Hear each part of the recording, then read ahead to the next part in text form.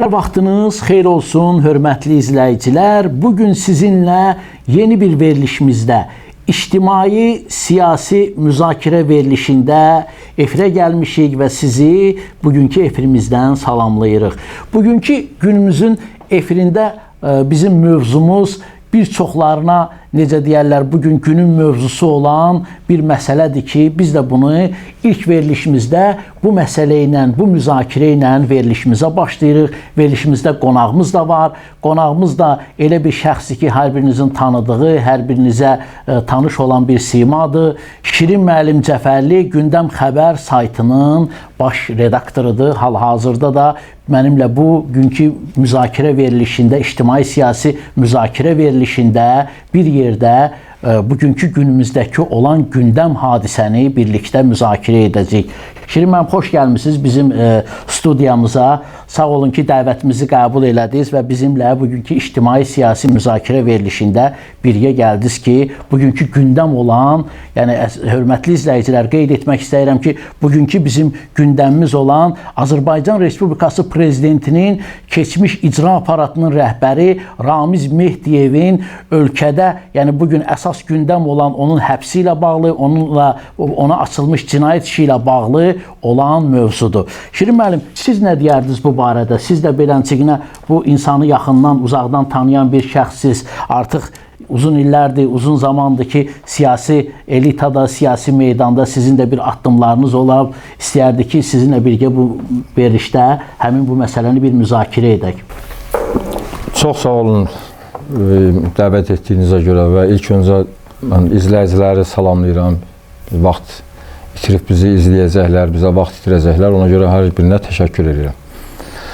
Deməli, Rövşən müəllim, Ramiz Mehdiyev 1995-ci ildən prezident aparatının rəhbəri vəzifəsinə təyin olub və orada o çox böyük səlahiyyətə malik olubdur. Və demək olar ki, ölkənin bütün yönetimlərini, bütün idarəçiliyi onun əlində olubdur. Yəni, hüquq mühafizə orqanlarından tutmuş da bütün nazirliklərə qədər. Hər kəs ona biət edirdi, hər kəs onun qarşısında aciz idi. O elə bir struktur, elə bir fon yaratmışdı ki, ondan çəkinməmək, ondan qorxmamaq, yəni bu söhbət dövlət məmurlarından gedir. Ondan qorxmamaq, çəkinməmək mümkün deyildi və bütün rayon icra hakimiyyətlərinin hamısı birbaşa ona tabe idi.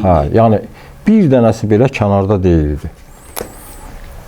O vaxtı demək, bu prezident administrasiyasına rəhbər, prezident administrasiyasına ərazi idarə etmə üzrə şöbə müdürü gətirildi, Zeynal Nağdəliyev. Və Zeynal Nağdəliyev çox, belə deyək də, yəni özünə görə bir talantı, idarəçiliyi və bacarığı, savadı olan bir insandır. O da ora elə-belə yerə gətirilmədi. O xüsusi ora gətirildi və prezidentin birbaşa öz istəyi ilə, öz razılığı ilə gətirildi. Və burada vəziyyət artıq başladı. Proseslər, qısqanclıqlar yanmağa, proseslərin qızışmağa başladı. Və burada məqsəd nə idi? Məqsəd ondan ibarət idi ki, Ramiz Mehdiyevin bu səlahiyyətləri zəifləndirilməli idi. Yəni, Ramiz Mehdiyevin artıq o vaxtdan bu işi, çünki Ramiz Mehdiyev çox, belə deyək də, qırmızı xəttləri keçmişdi.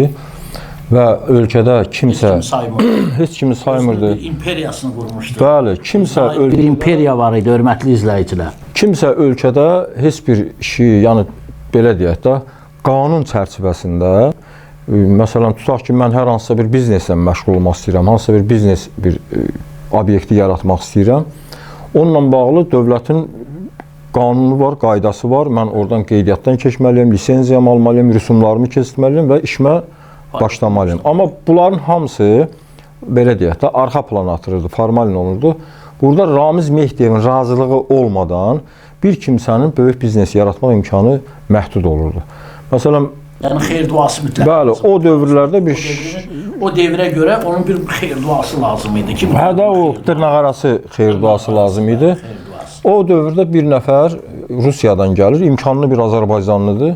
Gəlir burada hər hansısa bir biznes işlərinə məşğul olmaq üçün bu iş yaratmaq istəyir. Yəni, təbii ki, bunun məqsədi ondan ibarətdir ki, bir iş yaratsın, o işdə insanlar işləsin, yəni aylıq qazançlarını əldə eləsinlər.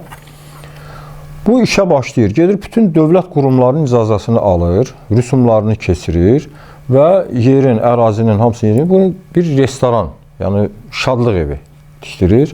Bu tikdirən vaxtı bu iş gəlir yarıya çatanda, bir 3-4 nəfər cavan oğlanlar gəlirlər ki, bəs siz ağsaqqalla görüşübsünüzmü? Ağsaqqalın razılığını alıbsınızmı? Ağsaqqal da bu gedirmiş. Bu da deyir, Ramiz Mehdiyev. bəli. Bu da deyir ki, ağsaqqal axı kimdir ki, mən dövlətin icazəsini almışam, mən belə deyək də, ağsaqqal da dövlətdir, qarasaqqal da dövlətdir. Mən dövlətin icazəsini almışam, mən bu işlə məşğul olum və bu işi qururam. Deyir, yox, siz ağsaqqalın icazəsini almamış bu işə gedə bilməzsiniz. Nəsə, bu eşitmir da, gedir, yəni işini davam edir. Bir dəfə, iki dəfə axır eşitmir, sonra o adam yoxa çıxır. Həmin o Rusiyadan gələn iş adamı yoxa çıxır. Bilmirəm, Rusiyaya qayıdır, çıxır, gedir, daha bir də buralara üz döndərmir, yoxsa bu ortadan götürülür. İndi onu mən o dərəcədə daha dəqiq məlumata malikdir. Amma fakt odur ki, o iş yarımçıq qalır və ortadan götürülür, yoxa çıxır bu adam. Bax, belə şeylər var idi və hər hansısa bir bina tikən insan, tutaq ki, bina tikdirir, onun ikinci mərtəbəsinin tamamilə Ramiz Mehdiyevə hədiyyə eləməsəydi o binanı tikə bilməzdi. İkinci mərtəbəsi. Bəli, özdə konkret ikinci mərtəbəsi Ramiz Mehdiyevə verilir. Niyə bu ancaq ikinci mərtəbəni O birbaşa onun özünün istəyi idi. O istəyə də uyğun, hə. Yəni mən birinci də olmasam ikinciyəm. Bəli, yəni ikinci mərtəbəni buna verilməli idi ki, tamamilə o binanın ikinci mərtəbəsi tamamilə o ərazi verilməli idi ki, bu bina tikən işini görə bilsin. Bəli. Yəni belə şeylər həqiqətdir də bu. Faktdır, həqiqətdir. Əlbəttə ki, bunun bütün prezident aparatında, yəni o vaxtdan prezident aparatında, elə başda prezident olmağın özündən hamı bilir bunu. Hər kəs bilir ki, Ramiz Mehdiyevin istəyi, niyyəti nədən ibarət olubdur. Və bu günlərində görürsün, var. Amma o vaxt onun elə bir gücləri, çakıları var idi ki, yəni dövlətə təsir eləyə bilirdi də. Bu indi reallıqdır. Yəni biz bu həyatı yaşamışıq. Yəni o istədiyi barmağını basdığı yerdə elə bir ki, necə deyirlər, ot düzərmirdi. Yəni, Azərbaycan hökumətinin belə deyək də ikinci şəxsi sayılırdı bu adam. İkinci şəxsi sayılırdı və o qədər səlahiyyətlər bunda var idi ki, bəlkə də bunun o belə deyək də göstərişləri, səlahiyyətləri bəlkə də prezidentdən də artıq idi. Çünki niyə? Bu dövlətin gücündən, dövlətin resurslarından istifadə edirdi, dövlətin büdcəsindən istifadə edirdi, hətta özü üçün bir komanda da yaratmışdı, media komandası.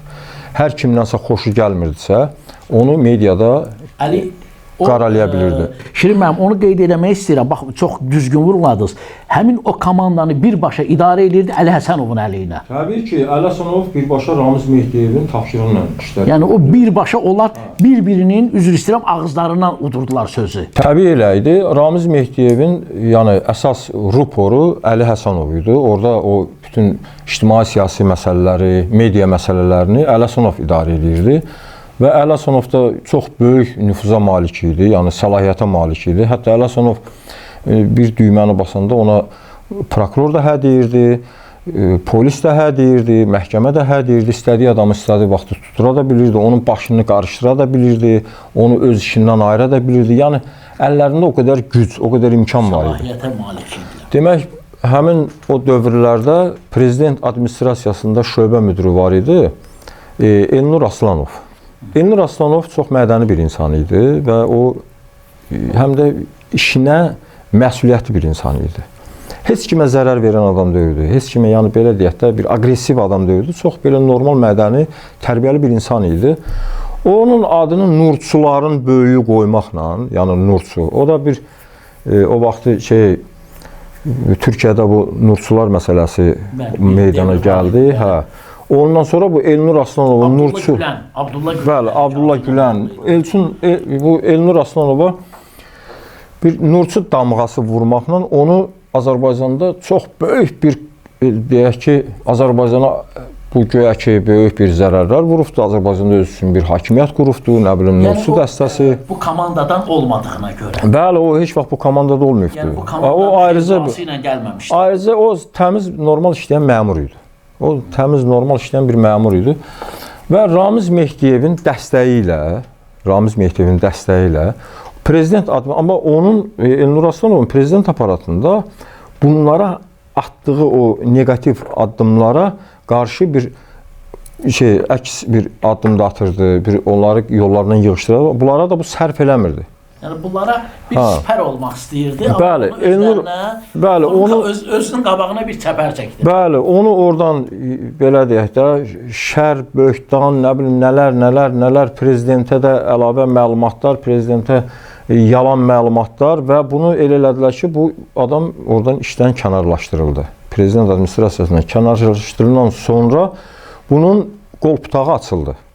Yəni Ramiz Mehdiyev o yerindədir. Əli Həsənovun da daha geniş qol putağı açıldı və Əli Həsənov başladı artıq ondan sonra bir Mətbuat Şurası yaratdı. Mətbuat Şurası təbii ki, Əli Həsənovun belə deyək də xeyir duası ilə, onun dəstəyi ilə, onun adamları ora əsasən yerləşdirildi və Mətbuat Şurası bir qeyri-hökumət təşkilatı idi. Bunu gətirdi, elə bir səviyyəyə qaldırdı ki, sanki bu Mətbuat Şurası hansısa bir dövlətin bir nazirliyi idi. Yəni o eyni zamanda da Mətbuat Şurası həmin illərdə, həmin zamanlarda Şirin müəllim mətbuata de facto nəzarət eləyirdi. De jure olmasa da de facto nəzarət eləyirdi. Qərarlar çıxardırdı, kimini reket jurnalist, kimini qara siyahıya salırdı, ağ siyahı düzəldirdi. Bax belə şeylər də var idi, hörmətli izləyicilər. Nə bilim, onlar hətta onlar bir belə deyək də bir məktub hazırlayırdılar və o məktubu göndərirdilər prokurorluğa və yaxud da ki polisə, harasa göndərirdilər ki, bu media haqqında məsələn araşdırmalar aparılsın. Mənim 2012-ci ildə mənim rəhbərlik etdiyim Gündəm Xəbər qəzeti redaksiyasına qarşı bunlar belə bir addım atdı. Çünki bu mənim başıma gəlib, mən bunları yaşamışam. Ona görə o addım atırdılar ki, Gündəm Xəbər qəzeti yeni çapa başlamağına baxmayaraq genişlənirdi, yəni sayı, tirajı artırdı, insanlara yəni biz düzgün yazırdıq, səhv yazmırdıq. Nəyi var? Həqiqəti yazırdıq. İnsanlar bizi oxuyurdular, maraqla oxuyurdular, bizim qəzeti qəbul edirdilər. Günü-gündən də tirajımız artırdı və bu təbii ki, Ramiz Mehdiyevi qane etmirdi, nə də Əli Həsənovu. Çünki onların özlərinin əllərində də qəzetlər var idi. Adı müxalifətdə özü bunların yanında. Belə qəzetlər, zatlar var idi. Onların mən üstəliyirdim deyə onlar məni vururdular. İmkan vermirdilər ki, mən irəli gedəm. Çünki mən tam müstəqil idim. Nə hökumət idim, hökumət qəzetinin də müstəqil qəzet. Yəni pressa, media nə deyilən şey isə mən onun özünü qoymuşdum ortaya. Tam müstəqil formada mən bu işə başlamışdım və başlayanda da mən ölkə qəzetlərinin hamısını düzdüm qarşıma. Hələ qəzet işıq üzü görməmişdik. Düzdüm qarşıma. Və xarici mətbuatları da düzdüm qarşıma. Mən elə etdim ki, mən nə dizaynda, nə hansısa bir formada mən qəzetlərə oxşamayım. Mən daha bir yenilik gətirdim, daha bir dizayn gətirdim, media qoydum və bu da uğurla həyata keçdi və qəzetim oxunaqlı oldu. Və bundan sonra bunlar dövlət büdcəsindən KİVDF adı altında başladılar özlərinə sərf eləyən media qurumları, media rəhbərləri ətraflarına topladılar və onlara başladılar pul buraxmağa. Özü də yüksək səviyyədə pul buraxırdılar. Xeyli miqdarda vəsaitlər aldı. Amma onda belə deyək, biraz da qanunlaşdırılmışdılar. Sonra gətirdilər bizim bir qəzet satan var idi Azər Mətbuat yayımında, Vüqar Səfərli. Vüqar Səfərli bizim həmişə qəzetlərimizi satışı ilə məşğul olubdu.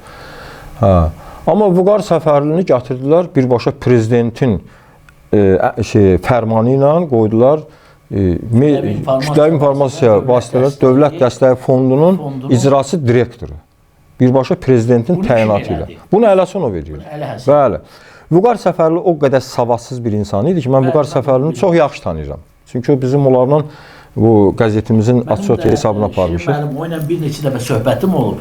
Onun hətta savad deyilən şey onun üçün yad bir bəli, danışıq qabiliyyəti yox idi. Danışıq qabiliyyəti var idi. Bəli. Nə bilim, üzr istəyirəm, almaya armud deyən adam idi o, belənçiginə armuda da nar deyən adam idi. Yəni, təbii. Bu meyvələri aid edə bilməyən bir insan idi.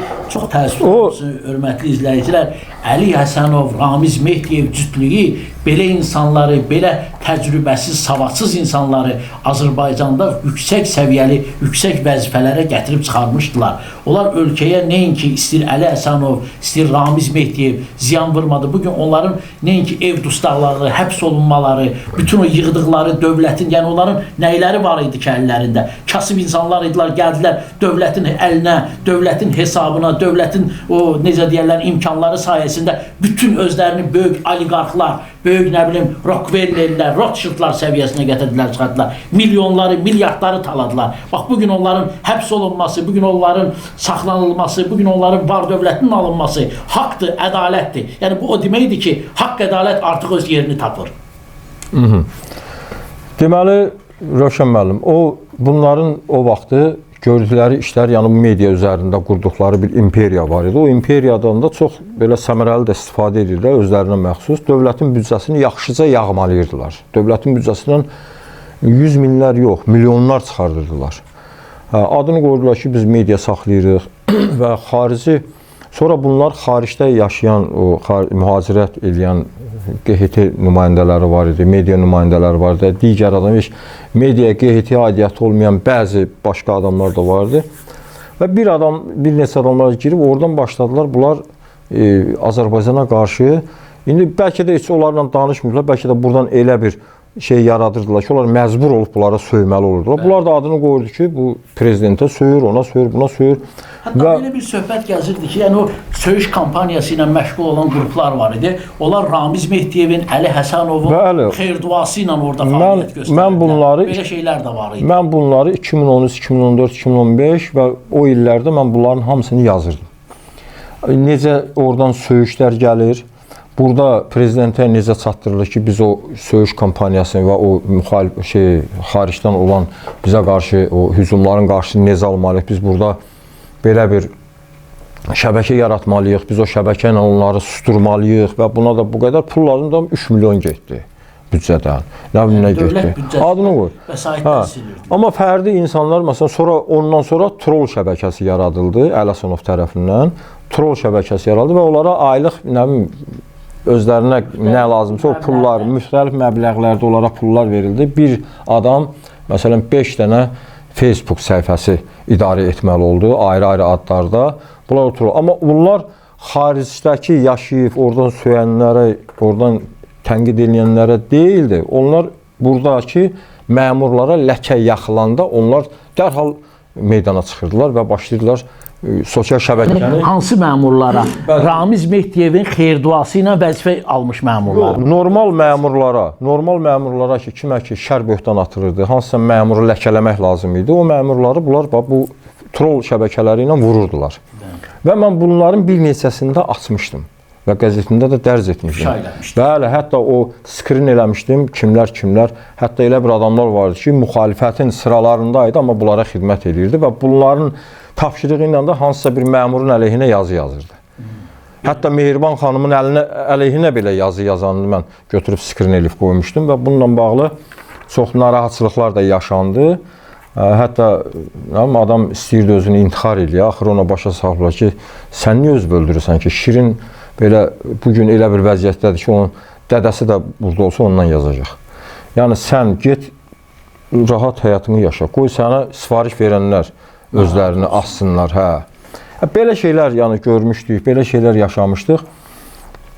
Və bu KİVDF ayırdığı pullar, o mediaya ki ayırdığı pullar, o medialar həm bugün də işləyirlər. Bugün də Media İnkişaf Agentliyinin tərkibindədirlər, media reyestrindən də keçiblər, dövlətin də dəstəyini, yəni maddi dəstəyini alırlar. Bugün də Ramiz Mehdiyevin, Əli Həsənovun xeyir-duası ilə fəaliyyət göstərən o media subyektləri hal-hazırda da bu günləri yeni bir çətir altında fəaliyyət göstərilə bilir. Məsələn, 3-5% çıxmaq şərti ilə, 3-5% çıxmaq şərti ilə yenilir, amma bütün əksəriyyəti Ramiz Mehdiyevin, Əli Həsənovun qurduğu şəbəkə idi, qəzet, sayt, mətbuat, onlar hamısı bugün də orada işləyirlər. İndi mən ölkənin belə deyək də, Dövlət Təhlükəsizlik Xidməti var, mən bilirəm, onlar məndən də çox bilir. Təbii ki, onlar özləri yaxşı bilir kim kimdir, kim hardadır, kim necədir. Amma bizə lazımdır ki, bu adamlar, bu zərərli adamlar ortadan tez götürülsün. Məsələn, mən 2012-ci ildən düz 2018-2019-cu ilə qədər, 2018-də getdi də hələ sonu. Ora qədər mən bu adamla kəllə-kəlləyə döyüşdüm. Heç kim onun haqqında yaza bilmirdi. Qorxu deyil, sanki hökumət ölkənin riyəsi odur. İlham Əliyevdən tənqidi yaza bilirdilər, amma ondan yazamırdılar. Belə bir vəziyyət yaranırdı. Bəli, yox. Ələsənovdan hələ. Ramiz heçdə Ramizin adını heç çəkənmirdilər. Ramizin adını kim çəkə bilər ki? Heç Ələsənovdan tənqidi yazı yazamırdılar. O vaxtı mən çıxmışdım ortaya, mən də tək qalmışdım. Məni nəşriyyatdan yerimdən çıxartmaq, otağımdan çıxartmaq, qazetimin çapına məhdudiyyətlər qoyulmağı, mətbələrə tapşırılmaq ki, o qazet çap eləməyin. Belə də hətta Delta Telekoma bir rənglə o saytı bloklayın. Mənim saytım neçə vaxt blokda qaldı. Özüm 3 ay nəşriyyatdan, yəni öz ofisimdən kənarda qaldım. Mən çayxanada getdim, qazet çıxartdım. Bu apellyasiya məhkəməsinin qarşısında bir çayxana var. Mən o çayxanada oturdum, mən çayxanada qazet çıxartdım. Mən qazet, belə deyək də, standartından kənara çıxdım. Mən kserokopiya formasında qazet çıxartdım. Yəni qazetimi də tapşırmışdılar ki, mətbəələr bəli, heç kim vurmurdu. Heç kim qazetimi çap eləmirdi. Mən axırda məcbur oldum. Rezak şeylər var, bu maşınkalar. Orada mən kserokopiya, qazet A4 formatda qazet çıxartdım. İndi mən bilmədim mövzu gələcək. Mən onu gətirərdim, bir sübut kimi də göstərərdim, varımdır. Saxlayıram, arxivimdə var. Yəni qazetimin orada bir arxividir. Bir 3-4 nömrədə elə çıxmışam. Yəni bunlar istədiyi normal işləyən məmurları istənilən vaxtı ləkələyə bilirdilər. Onun haqqında negativ yazılar mətbuata ötürə bilirdilər. Əllərində ciddi media orqanları var idi. Sonra Facebooklarda, sosial şəbəkədə troll dəstələri var idi. Bunlar bu işlərlə məşğul idilər. Bugün də onlar işləyirlər.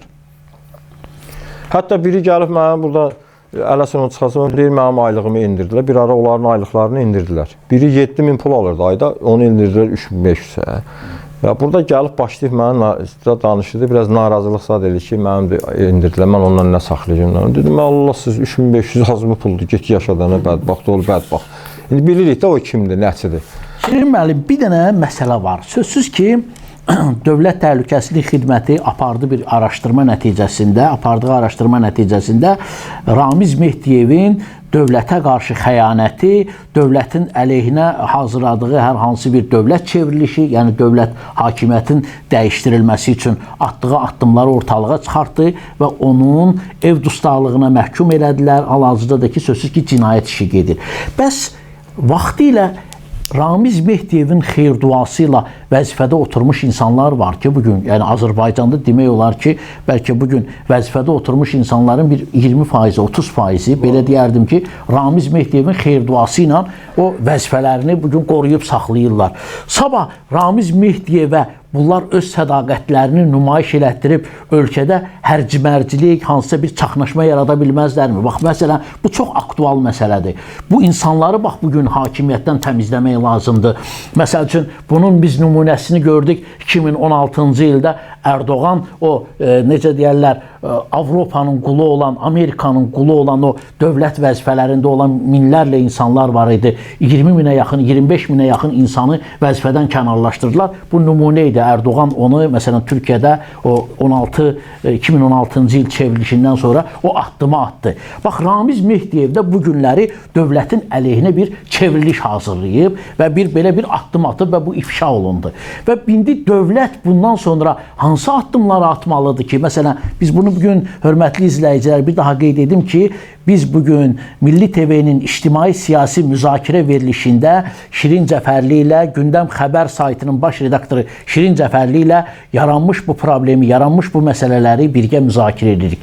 Bax, indi sualımın mahiyyəti odur ki, dövlət bundan sonra hansı addımları daha belə davamlı atsın ki, yəni bu bizim müzakirəmizdə, yəni bizim özümüz, yəni ictimaiyyətə, cəmiyyətə öz fikirlərimizi çatdırırıq ki, hansı addımları atsa ki, daha qənaətbəxş olar ki, dövlətimiz üçün, bugünkü hakimiyyət üçün və bugünkü mövcud vəziyyətimiz üçün bir problemlər, əngəllər ortalığa çıxmasın. Deməli, belə deyək də, tək ki bu bir manipulyasiya olmasın, tək ki bu bir normal bir addım olsun. Əgər o deyilən o maddələrlə ki, həbs olunub o, məsələn, 178.1 dövlət hakimiyyətini ələ keçirmə, onu saxlama, bəli.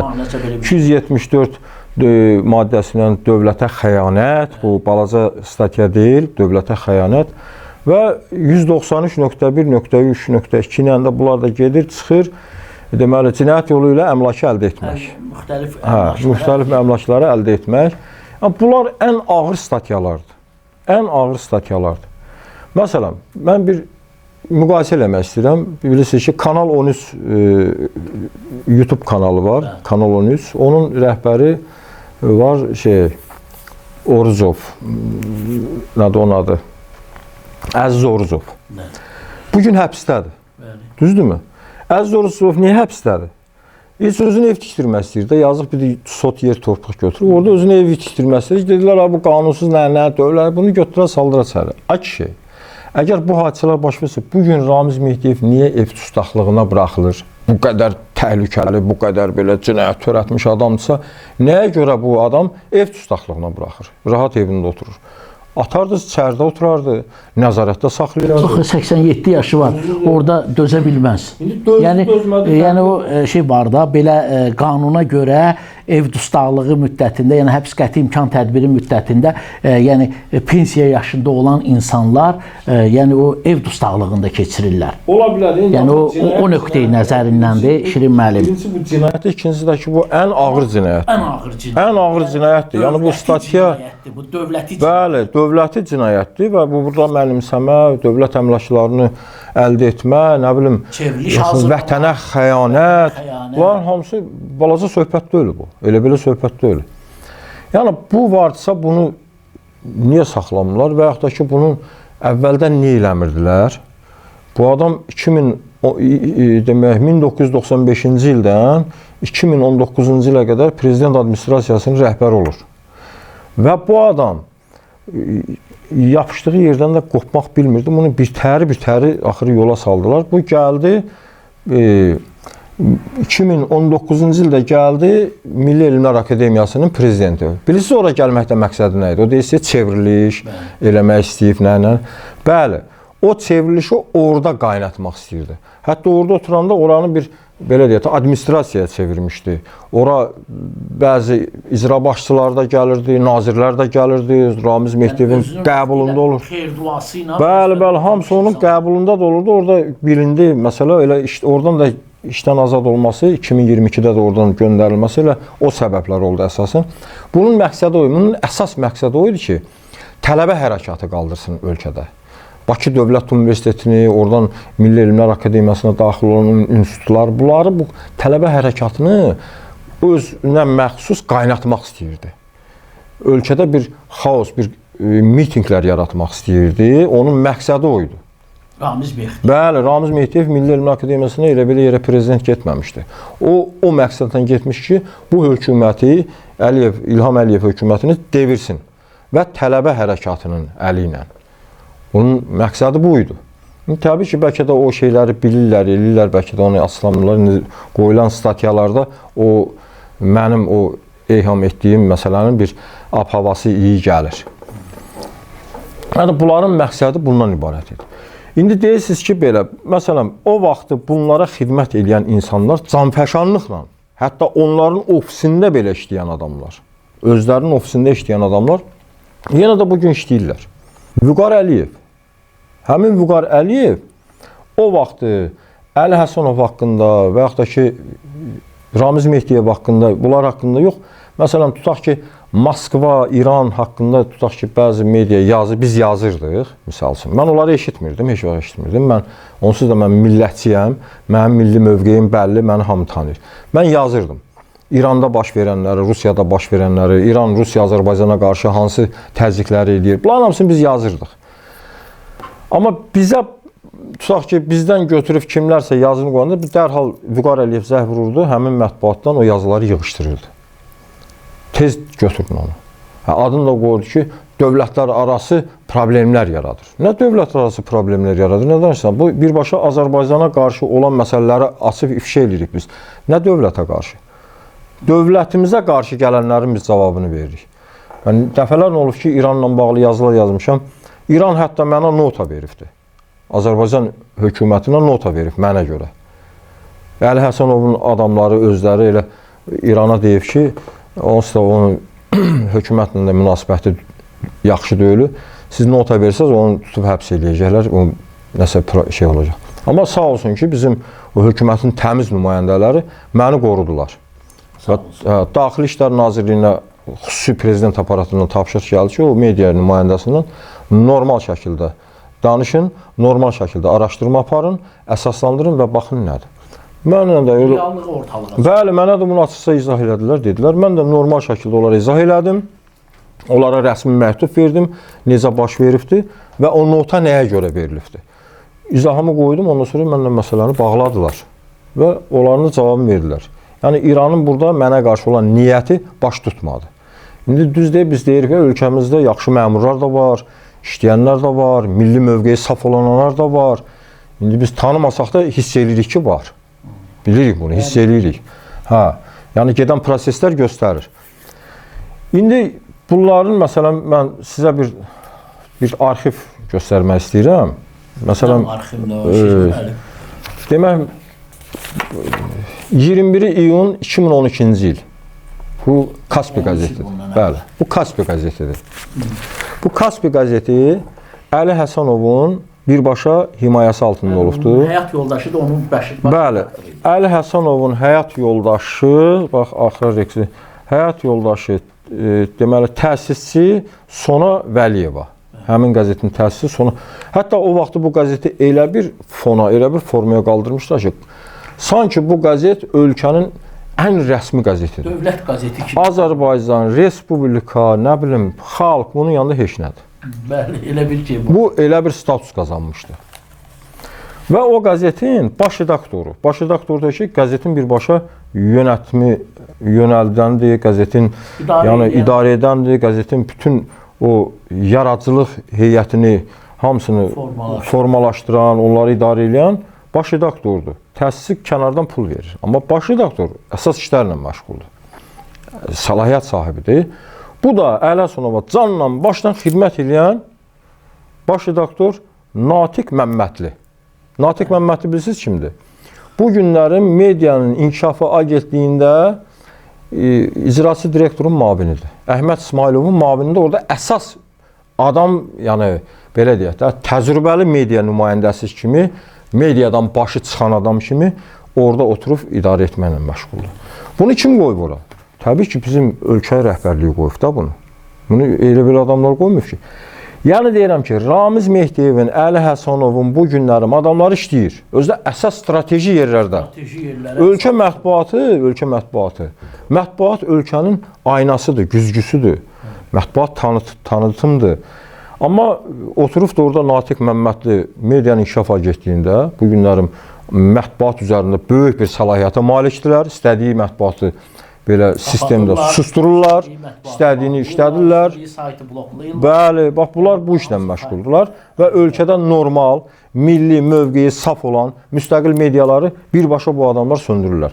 Buradan budur, prezident administrasiyasında da siyahını verən, təlimatı göndərən də Vüqar Əliyevdir. Yəni, vaxtilə bunlar Ramiz Mehdiyevin, Əli Həsənovun xeyr duası ilə vəzifələr görüblər. Bəli, Vüqar Əliyev, Ramiz Mehdiyev, Əli Həsənovun müavini olubdur, şöbəsində işləyib, sonra müavini olubdur. Bunlar da bir kompleks şəkildə təbii ki, Ramiz Mehdiyevin xidmətçiləri olub, Ramiz Mehdiyevin kuratorları olublar. Görəsən, yenə də bu onlara qulaq asırlar, yenə də onların Təbii. Baxın. Mənim haqqımda, yəni mənim redaksiyam haqqında o vaxt bizim qəzet, yəni yeni işıq üzü görməyinə baxmayaraq, bizim qəzet çox normal bir fəaliyyətlə məşğul idi, tirajı qalxırdı. Bunlara da sərf eləmirdi, bunlar qıcıqlanırdı. Baxın, Rekord qəzet necə gündəlik nəşr olunur? İndi burada böyük yazılır, mən bunu da içini oxumuq vaxt aparmaq istəmirəm. Sizin həmin o devirdə fəaliyyət göstərdiyiniz qəzet var idi. Bəli, 2012-ci ildə bu mənim onda qəzetimin cəmi cümlətən belə 2009 3 yaşı olur da, 3 yaşı tamam deyildi. Yeni bir qəzetə qarşı bu cür, yəni məqalə və bunu da prezidentin qarşısına qoydular. Prezidenti inandırmaq istəyirdilər ki, bu qəzet mafiyozlar tərəfindən idarə olunur. Mafiyozlar tərəfindən. Burada yazır ki, bu qəzeti geniş kontingenti var. Mənim, yəni Gündəm Xəbər qəzetinin. O mafiyoz qruplaşmalar tərəfindən maliyyələşdirilir və bunları hamısını deyir. O deyir, yalancının yaddaşı olmaz axı. Və arasından bir neçə il keçir. Gedir prezidentə kənardan bir xəbər çatdır, xəbərçilik eləyir ki, o qəzeti bəs deməzsənmi filankəs idarə edir. O filankəs də prezident aparatında prezidentə ən yaxın adamlardan biridir, ən yaxşı məmurlardan da biridir. Bax, bu gün də işləyir. Yəni sizin haqqınızda bəli, mafyoz həmin buradan mənim arxamda duran mafyoz qruplaşmadır. Və sonra da gedir deyir ki, sənin ən yaxın adamın var, etibar elədiyin, inandığın adam var. O qəzeti də o himayə eləyir. Bu iş uyğun gəlir. Ondan sonra prezident gördü ki, bu fırıldaqçının, yalancının biri, elə onunla da rədd elədilər, çıxdı getdi. Elə bu söhbət olmuşlardasa o işdən çıxa-çıx ərəfədən biraz qabaq. 2018. Hə, 2018. Bu yola saldılar, çıxdı getdi. Siz yalan ayaq tutur, amma yerimir. Belə şeylər var. Mən danışanda biz faktla danışırıq, sübutla danışırıq. Bu da bəzi adamlara sərf eləmir. İndi bu Azərbaycan hakimiyyətinin bugünkü hakimiyyətdə idarəçilərdən var ki, bəli, Ramiz Mehdiyev xəttinə xidmət edib, Əlasunov xəttinə xidmət edib, amma işləyirlər. Elə Natiq Məmmədli oturub medianın inkişaf agentliğində, Vüqar Əliyev də oturubdu prezident administrasiyasında, ictimai şöbədə. Bunlar da vaxtilə Ramiz Mehdiyev və Əli Həsənova sadiq olmuş insanlardır.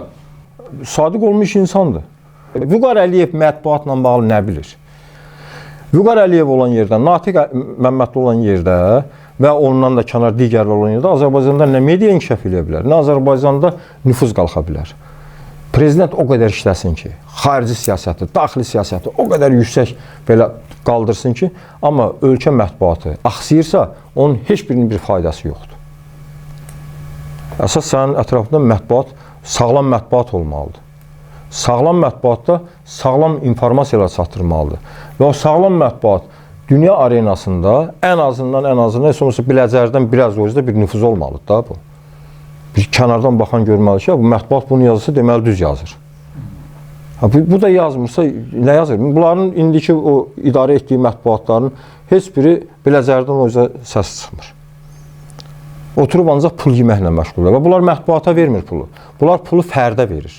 Mən qəzetimi o vaxt çıxardım, mənim qəzetim ayda 11 min, 12 min qəzetin devriyəsi var idi. Onunla mən mətbəənin də pulunu verirdim, işçilərin də maaşını verirdim, ümumi bəzi rasxodlar var idi, onları eləyirdim. Özüm də onunla dolanırdım. Yəni qəzetin satışı ilə zaten biz belə dolanırdıq. Amma normal dolanırdıq. Heç kimə ehtiyacımız yox idi. Kimsə gətirib bizə rüşvət təklif edəndə biz o rüşvəti qapıdan rədd edirdik. Təbii ki, indi də rüşvət götürəsi deyil, amma iyanə olar. Kiməsə xidmət edirəm, kiməsə mən ona hüquqi dəstək verirəm, media, informasiya dəstək verirəm. O gəlir mənim zəhmətimin haqqı olaraq bir 50-100 manat nəsə bir hörmət edirsə, iyanə verirsə, o ana südü kimi halaldır. Onu kimsə rüşvət hesab edirsə, o artıq heç nədən xəbər yoxdur, adam deyil. Əgər elə şey kimsə rüşvət hesab edirsə, o adam deyil. Belə məsələlər var. İndi biz danışdıqca sözlər çıxır, danışdıqca mövzu böyüyür. Mən artıq 28 ildən artıqdır. 30 ili haqlayıram mən mətbuat aləmində. Günə-gün fəaliyyət göstərmişəm. Günə-gün. Yəni fasiləm olmayıb da. 30 ilə yaxındır. Bizim də başımıza çox işlər gəlibdi, çox şeylər görmüşük, yazmışıq. Yazdıqlarımız o məmurlar, oliqarx məmurlar var idi. Bunların hamısı da işdən azad olunub. Məsələn, o vaxtı var idi, Ziyad Məmmədov var idi, obrisi var idi, bandit qruplaşmalar var idi. Məsələn, gəmisilik zavodu var idi, orada milyardlar yeyilirdi. Bilirsiniz ki, gəmisilik zavodunda o gəminin rəhlənməsi, onun... Aydın adında bir şəxs. Qüdrət var idi orada, oranın rəhbəri Qüdrət idi. Bu da Əhməd İsmailov da oranın aparat rəhbəri olubdu. Həmin zavodunda, həmin gəmisilik zavodunda prezidentin göstərişindən də bağlandı. Niyə? Rüşvət, korrupsiya bataqlığı idi ora. Oranı bağladı, ləğv olundu, getdi. yaratdılar. Bu adam da orada işləyib ha. Xəzər dəniz Ha. gəmisçiliyi.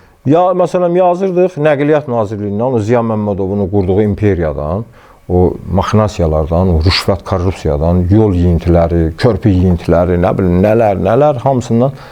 Və sonunda nə oldu? Ziya Məmmədov da yola salındı, getdi. Yenə də Əhməd İsmailov həmin o Nəqliyyat Nazirliyində, hüquq şöbəsində işləyibdi. Adam korrupsiya görüb. Adam bataqlıqdan çıxıb gəlib. Bunun mətbuatda, şəffaflıqda nə iş ola bilər? Bax, buna diqqət eləsinlər. Əgər ölkənin hüquq mühafizə orqanlarında, məsələn, yaxşı bilənlər varsa, məsələn, Dövlət Təhlükəsizlik Xidməti əsas işlə bu məşğul olmalıdır. Bilirsə, buyursun, hərəkət eləsin. O deyir, tülkü tülkülünü sübut eləyincə dərisi boğazından çıxır. Biz nəyisə sübut eləyincə 2012-dən 2018-ə kimi anadan əmdiyim süd burnundan gəldi, müflis oldu. Axırda da məlum oldu ki, mən dediklərim hamısı düz idi. Ramiz Mehdi də mənim bir dəqiqə qəzetimin arxivini qaldır. Deyərsən ki, Şirin, sən bu günə kimi nə yaxşı salamat qalıbsan. Yəni, belə bir adamlardan sən belə bir yazılar yazırsan. Hamısını asıb töymüşəm ortaya. Arxiv var məndə. Mən arxivəm. Başdan ayağa arxivəm. Sadəcə bizi eşidən yoxdur. Bəlkə də eşidirlər. Verilişimizə sona yetir. Yəni biz burada, hörmətli izləyicilər, biz burada çoxlu danışa bilərik, çox fikirlər yürüdə bilərik, amma bizim verilişimizə ayrılan bir vaxt var ki, o sona yetir, sona çatır. Mən burada bir şey demək istəyirəm ki, bayaq da veriliş ərəfəsində vurğuladım. Yəni, dünya praktikasında belə bir nümunə var ki, xəyanətkarları həmişə hakimiyyətdən uzaqlaşdırmaq istəyərkən, onları köklü şəkildə hakimiyyətdən uzaqlaşdırılmaq lazımdır. Yəni, bugün əgər Ramiz Mehdiyevin vaxtı ilə xeyir duası ilə vəzifəyə gəlmiş insanlar var ki, bugün dövlətin mühüm əhəmiyyətli vəzifələrini tuturlar, dövlətdə mühüm postları tuturlar. Bu insanlar, biz deyə bilmərik ki, sabahları Ramiz Mehdiyev hansı bir həbsxana yatsa, onlar ölkədə çaxnaşma yaratmazlar, onlar ölkədə hansı bir hərcimərcilik yaratmazlar. Ona görə də bu nümunədən 2016-cı ildə Türkiyə istifadə elədi, Erdoğan hakimiyyəti istifadə elədi və o vaxtki devirdəki Türkiyədə hərcimərcilik yaradıb, Türkiyəyə xəyanət edən insanlar var idi, vəzifədə oturmuş bir çox generallar, bir çox ali rütbəli şəxslər var idi ki, hamısını qısa bir zaman ərzində dövlət o 2016-cı il çevrilişindən sonra vəzifədən, hakimiyyətdən, ümumiyyətlə Türkiyənin siyasi səhnəsindən kənarlaşdırdı ki, bugün onun hesabına Türkiyə böyük imkanlara, böyük gücə bir sahib və dünyada, regionda sözünü demiş bir dövlətə çevrilib. Mən də inanıram ki, Şirin müəllim, dövlətimiz də yaranmış bu imkandan, yaranmış bu vəziyyətdən istifadə edib, belə xəyanətkarları və belə vaxtı ilə Ramiz Mehdiyevə gələcəkdə dövlətimiz zərər görməsin, ölkəmiz zərər görməsin, xalqımız zərər görməsin, dövlətçiliyimiz zərər görməsin naminə belə şəxsləri qısa zaman ərzində vəzifədən, hakimiyyətdən kənarlaşdıracaqlar. Baxın, bunların bizə qarşı olan iddialarına baxın. Gör nə yazır? Yazır ki, Gündən Xəbər adlı mətbuatın qara ləkəsinin arxasında böyük imperiyalara malik qara qüvvələr dayanır. İşitməyə bax ha. Sonra gəlir 3-cü başlıq. Mətbələr, Mətbuat Şurasının göstərişə bax, qəzetə bax, sənin qəzetin verdiyi əmrə bax. Gör, nə qədər qəzetçilik sırasından çıxıb, səlahiyyətləri aşıblar. Mətbələr Mətbuat Şurasının qara siyahısına düşən rekordlərin nəşrindən imtina etməlidirlər. Və onların da hünəri nədə etməsin? Bunlar göstəriş verir artıq. Bilirsiniz, o vaxt ki, təzyiqlərə məruz qalanda bizik, bugün də təzyiqlərə məruz qalan bizik, saytımızı bloklayırlar, eləyirlər. Yenə də daha çox imkanlı kimlərdir? Mən buradan üzümü... Bugünkü xəyanətkar, bugünkü dövlət çevrilişinə cəhd eləyən, bugünkü ölkədə hərcimərcilik yaratmaq istəyən Ramiz Mehdiyев və ona qul kimi, necə deyərlər, tənzim eləyən şəxslər. Bəli, o vaxt Əli Həsənova alternativ bir addım atan bir normal bir məmur var idi. Var, indi də var. Məsələn, adını da elə açıq deyim. Yəni, üzümü də elə ona tutub deyirəm ki, yəni, nə oldu bugün mən niyə belə qaldım? Mən Altay Həsənovu adını çəkmək istəyirəm. Altay Həsənov vitse-prezidentin aparat rəhbəridir. Bu, Əli Həsənova qarşı gözəl bir argumentlər qoydu və Əli Həsənovu ifşa elədi. Altay müəllim. Bəli, hökumətə də göstərdi ki, bu işlə məşğuldur. Məsələn, tutaq ki, görüləsi 50 manatlıq işi bu 1 milyon büdcədən pul çıxardır. Bunların hamısını dövlət rəhbərliyindən sübut elədi adam. Və həmən vaxtda mən Ələsənovla burun-buruna döyüşürdüm. Və mənim də o əsaslı yazılarımdan da onlar lazım olan yerdə də istifadə edirdilər. Nə bilim, sosial şəbəkələrdə, saytlarda istifadə edirdilər. Yəni bu Ələsənovu ifşa eləmək ərəfəsi idi ki, bu budur. İndi nə oldu ay Altay müəllim? Mən indi o vaxtda belə, bu vaxtda belə sizə də bir vaxt çatar. Tanrım ki, hatta insan nə qədər narazı olar. Hörmətli izləyicilər, bizim bugünkü Gündəm Xəbər redaksiyasının, qəzetinin baş redaktoru olan Şirin Cəfərli ilə apardığımız ictimai-siyasi müzakirə verilişi sona çatır və biz bu mövzuda, bu aspektdə yeni verilişlərlə inşallah görüşənədək. Sağ ol. Sağ olun.